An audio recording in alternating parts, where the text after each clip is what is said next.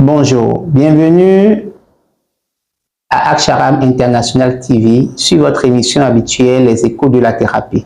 Aujourd'hui, nous parlerons de comment s'assurer la protection spirituelle. Alors, restez donc avec nous jusqu'à la fin pour comprendre cette communication et aussi pour davantage apporter vos commentaires afin qu'on puisse échanger par rapport à cette question. Et on ne le présente plus, je suis avec notre invité habituel, M. Maurice Awinde. Bonjour Mario, comment tu vas? Je vais divinement bien. Merci. Et je saute aussi l'occasion pour demander à nos téléspectateurs, ceux qui nous suivent, ceux qui aiment nous suivre, qu'on aimerait bien de toutes les façons aussi lire leurs réactions. C'est vrai qu'il y a certaines personnes qui nous envoient des commentaires et c'est justement à cause de ces commentaires qu'on essaie quand même de trouver, disons, des thèmes sur lesquels nous échangeons. Donc, même si nous ne vous répondons pas personnellement par rapport à vos commentaires, par rapport à vos écrits sur la chaîne, ce n'est pas qu'on ne lit pas, on lit tous les commentaires et c'est ça qui nous permet, dans la mesure du possible, de dire, ok, d'accord, il faut qu'on parle de telle ou telle chose. Donc, si vous avez soulevé une question qui n'est pas encore abordée, soyez rassurés que d'un jour à un autre, on finira par l'aborder. Aujourd'hui, on parle de la protection spirituelle. Alors, pourquoi aujourd'hui choisir cette communication? Oui, justement, nous avons choisi de parler de la protection spirituelle parce que c'est un sujet récurrent. Ça vient, ça revient encore et encore. Et même au niveau de la thérapie, beaucoup de personnes parlent du fait que je suis envoûté, comment pouvez-vous me désenvoûter, et on m'a jeté un mauvais sort, comment je peux faire, ainsi de suite. Et ça revient encore et encore. On se dit, si on fait cet échange et que les gens nous écoutent et qu'ils savent ce sur quoi ils peuvent se baser, comment se prendre en charge. Parce qu'à la fin, on donnera quelques techniques, des techniques que nous avons déjà données, peut-être qu'on reviendra là-dessus et ça permettra à chaque personne d'ériger une énergie de protection autour d'elle-même et d'être rassurée que, bon, sa vie spirituelle est prise en compte. Super. Alors, dites-nous rapidement, qu'est-ce qu'on peut comprendre lorsqu'on parle de protection spirituelle? C'est quoi? Lorsque nous parlons de la protection spirituelle, il faut comprendre tout simplement que c'est un état d'être, c'est un état d'esprit. Et comme tous les états d'esprit finissent toujours par être matériels, on dira tout simplement que c'est aussi un comportement, c'est aussi une attitude. Donc, c'est comme si l'individu est rassuré et il est confiant que sa vie spirituelle est prise en compte et que par rapport à ça, aucune force négative ne pourrait l'atteindre. De par le passé, les gens le font parce que dans notre tradition, vous allez constater que chaque famille a une divinité disons, avec laquelle il ou elle collabore. Les membres de la famille, je voudrais dire, collaborent. Et vous allez constater généralement que c'est à cette divinité qu'on confie la protection des membres de la famille. Et de plus en plus, lorsque les religions nous ont envahis et on a commencé donc par s'intéresser à telle ou telle religion, les gens estiment alors que, étant dans telle religion, par exemple, les chrétiens diront, bon, au nom de Jésus, ou bien au nom du sang de Jésus et tout le reste. Les musulmans, je ne sais pas ce qu'ils disent, au nom de Allah, où je suis protégé et tout. De toutes les façons, chacun essaie d'ériger une croyance en une force supérieure qui s'occupe de sa vie spirituelle et qui, naturellement, le protège.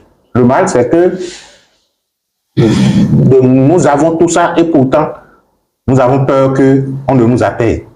Et c'est justement le nœud de la question que nous allons essayer de démouiller tout à l'heure. Alors, déjà, il faut remarquer que tout le monde, de façon générale, croit quand même en un être suprême. Oui. Oui, et on le sent dans le vécu.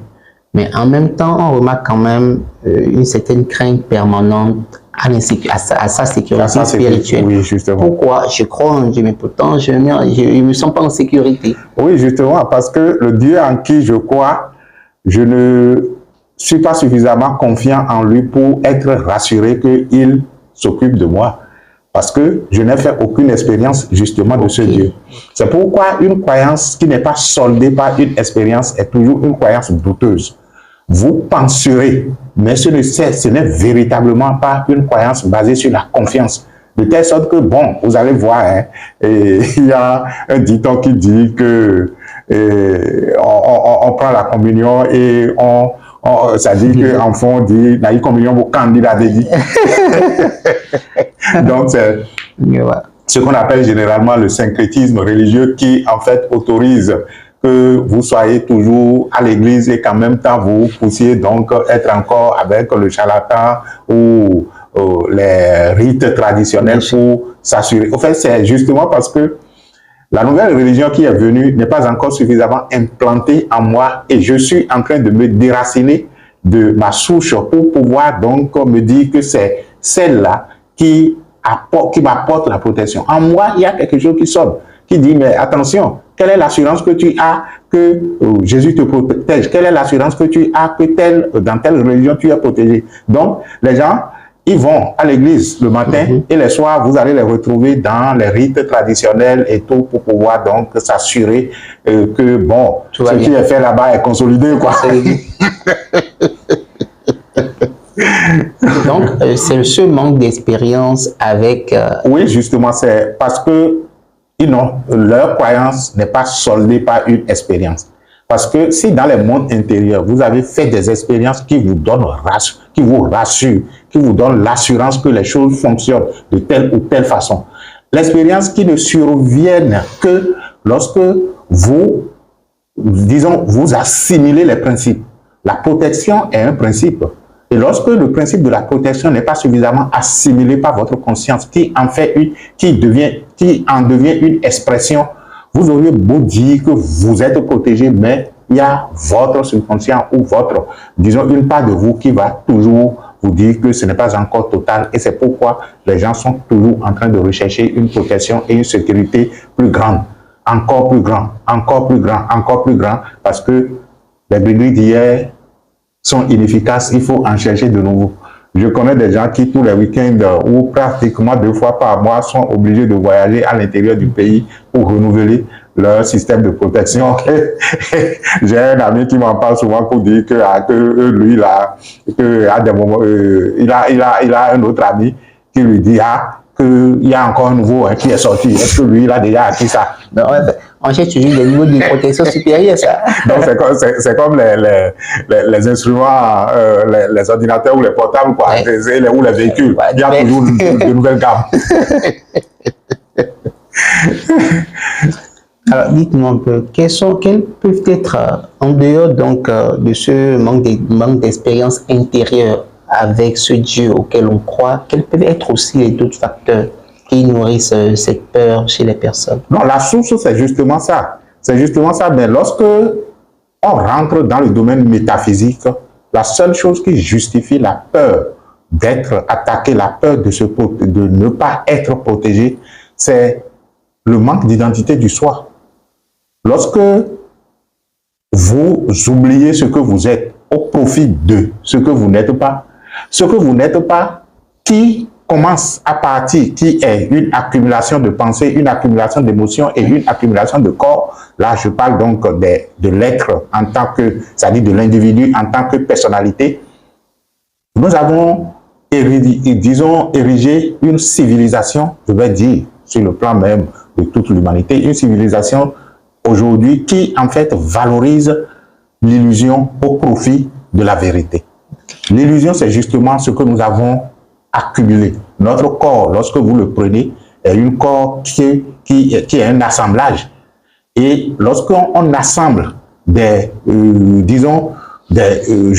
pièces, voilà, pour former quelque chose, on ne peut pas dire que je suis ce que j'ai formé. J'ai rassemblé des pièces pour former quelque chose, un outil. Et par la suite, je m'oublie, moi, qui est le concepteur de l'outil, et je dis que je suis l'outil. Les problèmes ont commencé par là. Okay. Donc, aussi bien le corps que les émotions et le mental, c'est un assemblage de pièces qui constitue en fait notre personnalité. Et la personnalité du domaine aussi bien physique que psychologique est un processus qui est sorti de l'être. Et lorsque quelque chose sort de l'être, cette chose qui est sortie de l'être de façon naturelle commence déjà par se désintégrer pour finalement mourir et se renouveler. C'est un jeu que, je vais dire, l'univers organise. que l'être organise. Mais on ne peut pas se soustraire de ce jeu. C'est de comprendre tout simplement que nous sommes en fait le concepteur de ces assemblages, le concepteur non seulement de ces pièces, mais aussi de ces machines. Et lorsque votre conscience commence par se raffiner encore et encore, comme quoi vous n'êtes pas ces machines, que vous n'êtes pas ces assemblages de pièces, vous commencez donc par prendre conscience qu'en fait que dans le domaine de l'être, il n'y a pas d'attaque. C'est l'unité de la vie. Donc, qu'est-ce qu'on peut attaquer? C'est justement ce que je ne suis pas. Mais lorsque ce que je suis oublie ce qu'il est et pense qu'il est ce que je ne suis pas, il se sentira toujours menacé. Parce que justement, c'est possible de l'attaquer. Bien sûr. Oui. Bien sûr. Est-ce que c'est aussi Votre corps peut subir des dommages. Vos émotions peuvent subir des dommages. Nos pensées peuvent subir des dommages. Ça, c'est naturel. Vous voyez? Donc, lorsque je sens que je suis le concepteur de ces choses et que je peux assurer la sécurité de ce que j'ai conçu, mais le problème est réglé. Alors, vous êtes en train de dire que ce corps, oui, bien, cette personne que je suis et qui... que je pense être et qui est pour lequel je me soucie de sa sécurité. Tout à fait. C'est moi qui l'ai engendré, c'est ça? Oui, justement, c'est ce qu'on ne nous dit pas suffisamment. On dira, bon, nous sommes venus dans ce monde à travers les parents. Je suis parfaitement d'accord que les parents ont fourni du matériel pour la conception. Je suis d'accord qu'au-delà des parents, l'univers tout entier a fourni du matériel pour la conception du corps. Et que l'univers a mis à notre disposition des éléments avec lesquels nous avons constitué aussi bien notre corps que les émotions et aussi les pensées qui circulent dans notre corps mental. Et tout ça, ça ne peut être possible que si quelque chose est. Tout ça ne peut être possible que si quelque chose est. Parvenir à la réalisation de ce qui est, dans laquelle ou au sein duquel les assemblages ont été faits ou sont en train d'être faits, c'est justement parvenir à un état d'être de sécurité de soi qui permet alors de sécuriser les machines fabriquées. Ouais. Alors, dites-nous, quels sont de façon pratique, quels conseils vous pouvez donner à nos téléspectateurs pour pouvoir vraiment sortir de cette peur, de cette inquiétude, ou parfois on répète les rituels dans la peur. Parfois même on est dans la recherche, on découvre on participe à cette formation. Oui. Dans l'attente que ça, avec ça, je vais m'en sortir. Une fois qu'on découvre ça, on dit, mais est-ce qu'il n'y a pas plus grand? Oui. Et on est toujours à la recherche d'un rituel toujours plus grand. Non, en fait, il n'y a rien de mal à renouveler telle méditation, tel rituel ou disons, avoir le maximum d'informations qu'il faut en participant à telle ou telle formation. Okay. Mais le mal, c'est que lorsque les gens se rapprochent de nous, par exemple, pour Mario, beaucoup de personnes disent « je suis dans telle formation du maître ». Quand je prends par exemple la formation Sepira, qui en fait a fourni assez d'outils pour la sécurité et la protection, et pas mal d'autres formations, la formation sur la vérité du sang, telle autre formation. Les gens vont te dire, mais je suis dans telle formation, mais je me sens envoûté. Voilà. Les gens m'attaquent.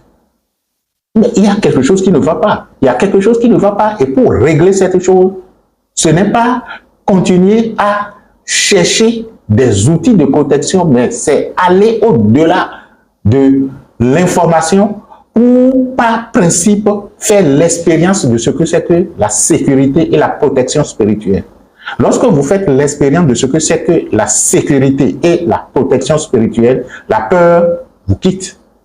Parce que toutes les fois qu'un brin de peur, une crainte va vous envahir, votre mental, qui est un outil aussi de travail, va faire référence à ce que vous avez fait comme expérience. Le mal pour les êtres humains, c'est que vous avez des gens avec qui vous travaillez ou qui ont pris en charge sur eux-mêmes la décision donc de faire des travaux spirituels, et ils ont fait ces travaux avec détermination, discipline, et ils ont eu des expériences intérieures. Mais quand ils reviennent ici, ils vont te dire, te raconter les expériences en même temps qu'ils ont la peur encore dans leur ventre de se faire attaquer ou de se faire ci ou de faire ça. Ce qui arrive, c'est justement parce qu'on n'a pas suffisamment d'éveil en soi pour comprendre que le monde intérieur est le père du monde extérieur. Et que lorsque quelque chose se passe là-bas, ça s'impose à ce monde physique ou au reste du monde. Donc, lorsque vous avez envie de vous protéger et vous avez fait un exercice ou des rituels, et que le rituel vous a donné la confirmation qu'il a marché, mais vous cherchez encore quoi? Mais tant que le rituel ne vous donne la confirmation qu'il a marché, c'est aussi le moment de le faire encore jusqu'à ce que vous en ayez la certitude, jusqu'à ce que vous en ayez l'assurance que ça a marché. Et à partir du moment où vous avez l'assurance que ça a marché, c'est fini. Vous n'allez plus craindre quoi que ce soit. Alors, quel autre... là, maintenant, vous avez parlé donc de l'importance, en fait, de s'accrocher quand même à une connaissance intérieure. À une expérience intérieure.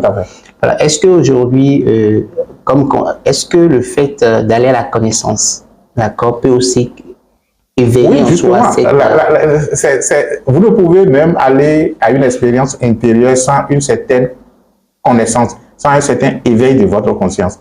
Ce qui veut dire tout simplement que lorsque je prends conscience un jour que je ne suis pas ce corps, mais que j'en suis le concepteur, et que le concepteur est toujours avec le corps, et que le concepteur est lié à l'être universel, ça fait un degré de connaissance et un degré d'éveil qui me permet de comprendre que mon corps vit dans un espace sécurisé. Il y a par exemple des rituels de protection qu'on va faire lorsque vous, pour votre moyen de déplacement, quand vous, par exemple, le corps qui est dans le véhicule protège le corps. Il faut pouvoir alors élaborer aussi un autre mécanisme dans lequel le véhicule est protégé. Et ça c'est du ressort du domaine spirituel. Cela veut dire que vous êtes dans un véhicule qui protège votre corps et il y a une autre énergie qui protège le véhicule. C'est un exemple que je donne. Ce qui veut dire que lorsque je prends conscience que je ne suis pas ce qui est attaqué et que ce qui pourrait être attaqué n'est pas moi et que ce que je suis est en unité avec une dimension supérieure qui en fait génère un système de protection, le problème est réglé. Donc, au finish, il faut aller à la notion selon laquelle, ou à l'expérience selon laquelle, je ne suis pas ce qui pourrait être attaqué. Je suis ce qui est dans lequel ou dans laquelle ce qui pourrait être attaqué se trouve. Et puisque je ne peux pas me faire du mal à moi-même, je protège mon corps. Voilà. Alors, quelques conseils pour finir, puisque nous sommes pratiquement au terme de cette communication. Quelques astuces pratiques ou quelques conseils. La première des choses, c'est d'abord de comprendre que vous êtes dans un monde périssable. Nous sommes dans un monde périssable. Et c'est ce qui est dû à admettre pour les êtres humains. Que de toutes les façons, le corps disparaîtra. De toutes les façons, les émotions disparaîtront. De toutes les façons, les pensées finiront par mourir. Il y a un maître qui dit, même le soleil finira par mourir parce que il est apparu. C'est ça. Donc, tout ce qui apparaît dans le champ des dimensions matérielles finira par disparaître. Et lorsque vous ressentez cette vulnérabilité, vous n'avez d'autre choix que de comprendre qu'en fait, que tout ce processus est né de quelque chose. Et que vous êtes en fait le processus en cours et qui ne finira jamais parce que lorsque quelque chose disparaît, il y a autre chose qui commence par naître. Lorsque vous comprenez la façon dont le mécanisme universel fonctionne et que vous savez que vous êtes disons, je vais dire une partie, une parcelle de ce mécanisme, vous comprenez alors que votre corps se déroule dans une énergie qui en fait l'a propulsé et qui le maintient aussi encore en équilibre. Cette énergie vient de votre être. Et c'est cette énergie qui, lorsque elle est défaillante, peut laisser des fissures pour que vous soyez attaqué aussi bien sur le plan psychologique que sur le plan physique. Donc, lorsque je sais que je suis la source de cette énergie et que je ne suis pas le corps ni aussi cette énergie, je suis justement connecté à l'être. Donc, la première des choses à réaliser, c'est de comprendre tout simplement que vous n'êtes pas le corps. Vous n'êtes pas les émotions et vous n'êtes pas le mental. Les trois dimensions-là, ce sont des dimensions qui sont apparues. Et tout ce qui apparaît finira par disparaître. Mais pour le moment, c'est encore là. Et puisque c'est là, je l'entretiens parce que ce sont mes outils à travers lesquels, moi, en tant que conscience une, je suis en train donc de faire certaines expériences. Sans votre corps, vous ne serez pas ici aujourd'hui. Vous ne serez pas en train de faire cette communication. Et sans votre corps, vous ne pourrez pas en train de nous écouter en ce moment. Impossible. À partir donc des sens qui vous permettent de nous écouter. Et ces sens, pendant que vous êtes en train de nous écouter, font quoi? Ils prennent l'information qu'ils envoient à votre être pour dire « Ah, attention, on est en train de parler de toi. Réalise que tu es là et dis-nous, c'est-à-dire que et vous allez commencer par sentir, lorsque nous donnons de telles communications et que nous, on réalise déjà dans cette communication que nous sommes un avec vous et que c'est de cette unité que les paroles que nous prononçons sortent, vous devez pouvoir ressentir en vous que, en fait, nous ne sommes pas différents de vous, mais que c'est vous qui vous êtes mis de l'autre côté pour vous instruire encore vous-même. Et lorsque vous commencez par arriver à ce niveau d'unité au sein de laquelle ou au sein duquel se retrouve votre corps, vous savez qu'il y a quelque chose qui entoure le corps. Cette chose, vous pouvez l'appeler votre énergie de protection. Et c'est pour justement aller à cette, disons, à ce niveau de conceptualisation que les exercices, les méditations et les rituels sont donnés. Je me rappelle, en notre temps, quand je dis en notre temps, ça me fait, disons, souvenir de quand nous aussi, on courait pour la protection. On courait pour la protection. L'exercice que je faisais dans le temps le plus, c'était l'exercice de l'épée de Dieu. L'épée de Dieu, ça, oui, c'est même, j'en ai fait même une capsule sur la chaîne Actab International TV et qui permettait tout simplement de récupérer l'épée de Dieu et de dire l'épée de Dieu est le symbole du pouvoir de Dieu qui me protège et tout le reste. Mais l'épée de Dieu ne marchera pas si vous ne savez pas le principe premier de l'épée de Dieu. Le principe premier de l'épée de Dieu, c'est en fait le pouvoir unique de l'être. Et c'est un pouvoir à double tranchant.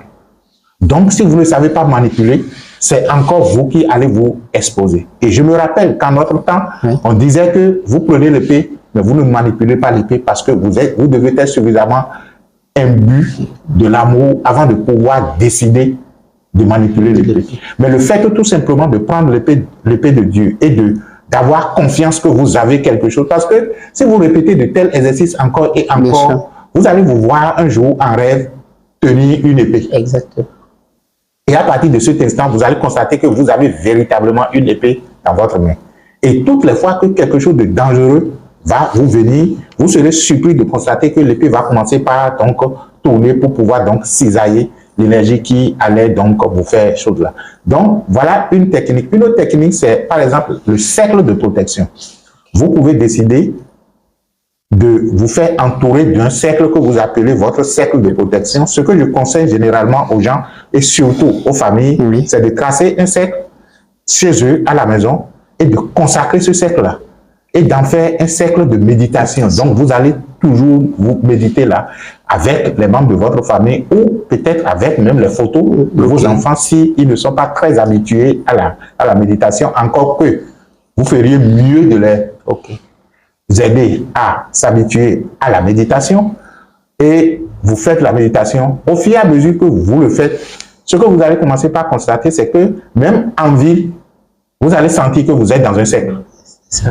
Donc votre subconscient commence par s'imprégner de ce que vous lui apportez progressivement pour vous faire sentir que vous êtes dans un cercle de lumière. Ce cercle, vous pouvez le tracer juste pour dire que c'est le cercle de la lumière de la vie. Comme vous pouvez mettre des bougies tout autour, ça peut être 7, 3, et vous les allumez, vous allez vous retrouver dans ce cercle-là. Le fait de vivre l'impression d'être dans un cercle de feu vous commencez par imprégner votre monde intérieur Bien comme sûr. quoi il y a un feu qui vous protège. Vous pouvez parler du feu sacré, vous pouvez dire, consacrer ce feu comme le feu sacré qui naturellement qui est le feu de l'unité, le feu de l'amour. Et en dernier ressort, une technique qui n'en est pas une, c'est justement l'amour, qui est la plus grande forme de protection. Comment utiliser l'amour de la protection? L'amour est tellement la plus grande force de protection que beaucoup de personnes ne l'utilisent pas. Et les personnes que nous recevons sont toujours dans la logique de « il faut terrasser mon ennemi ». Non, on ne fait pas des exercices de protection ou de sécurité de soi dans le but de terrasser l'ennemi. Dans le but, ça c'est un combat aveugle laissé aux enfants qui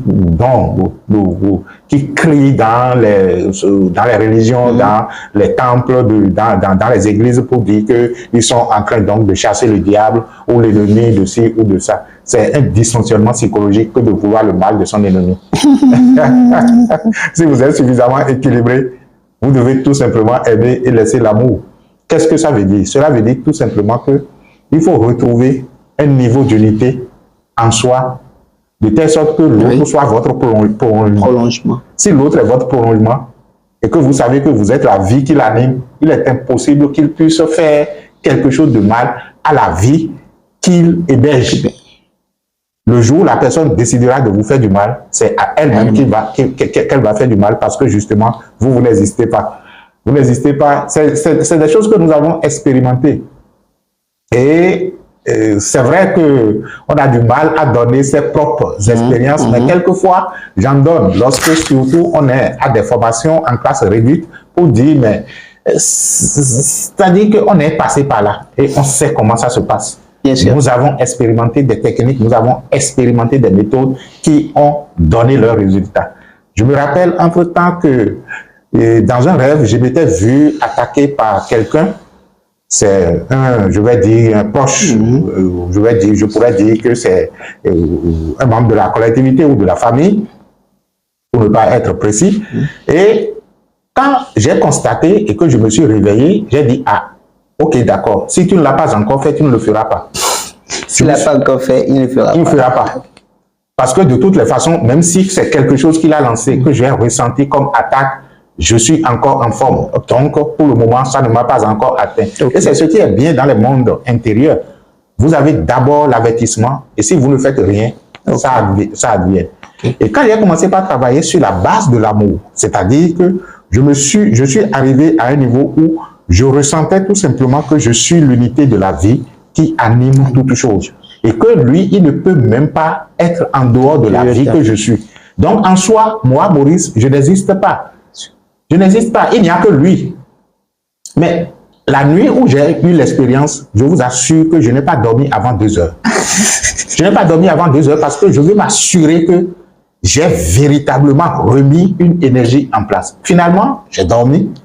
Le lendemain matin, j'ai continué, encore et encore. J'ai continué l'exercice jusqu'à ce qu'un jour, je me suis retrouvé en face de lui, c'est-à-dire qu'on s'est retrouvé, lui, il était au village, moi, j'ai quitté je suis descendu du véhicule et j'allais dans la maison familiale. Et à peine, quand les gens m'ont vu, j'ai constaté que toutes les femmes de la maison se sont mobilisées et ils sont venus pour verser de l'eau. Comme si c'était un invité de marque qui est venu ou chose là. Et pendant qu'on m'a versé de l'eau et que je passais dans l'eau, lui, sortant de sa chambre, est venu s'agenouiller devant moi pour dire, ah, c'est-à-dire genre, qu'est-ce qu'on dit?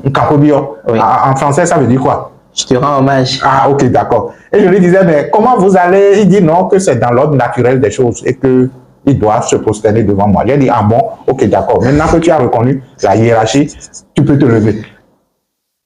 Ça, c'est le témoignage en fait, les exercices que j'ai faits après l'expérience, soi-disant, de l'attaque, ont porté et que la personne que je créais a fait révérence et qu'il a reconnu l'autorité spirituelle de ce que je suis. En fait, ce n'est pas moi, mais j'ai mis en place, après avoir fait tout ça, une énergie, parce que c'est la même personne qui voulait attaquer de par le passé, et c'est la même personne qui est venue s'agenouiller, parce que à un moment donné, les choses ont changé.